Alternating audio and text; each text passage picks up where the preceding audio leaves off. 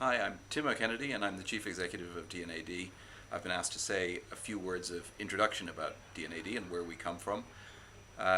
We were started in 1962 by three famous English creative people in the form of Terence Donovan, David Bailey and Alan Fletcher, all kind of heroes of our world. The three of them decided to build an association. It was originally the British Designers and Art Directors Association. And their intention was to lionize creativity, to make people feel that it was more important, to drive standards upwards, and to help people on that journey. And as they pulled this thing together, they realized that they needed really to do two things in order to make that work.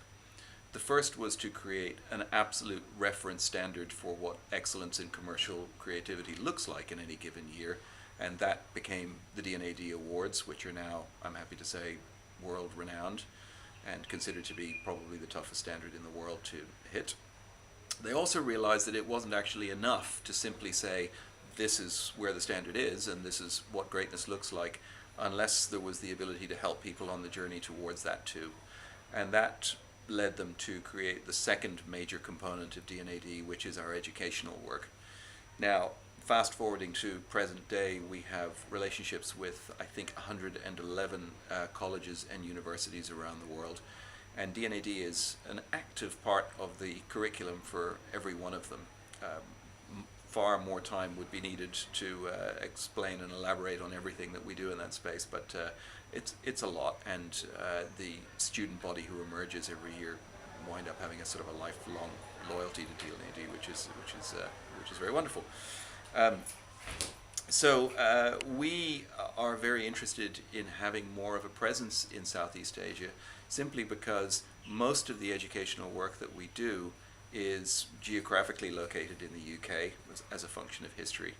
And that means that we have been, in some senses, incomplete in the way that we relate to Southeast Asia.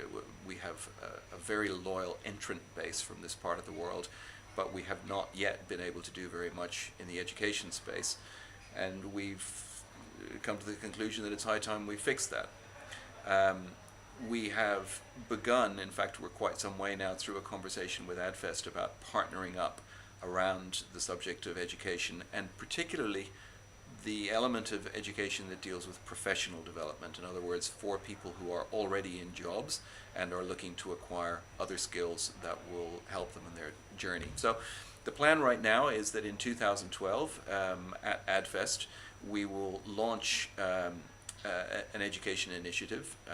It will center around something we call Creative Detox, which is a wonderful program because it is not culturally specific. It is about unlocking creativity in everybody and helping creative people in any environment to be more creative and to get at more of their natural creativity. So we think it's a really appropriate thing to bring here. And we'll then take that program on the road to an unspecified number of other markets in the region.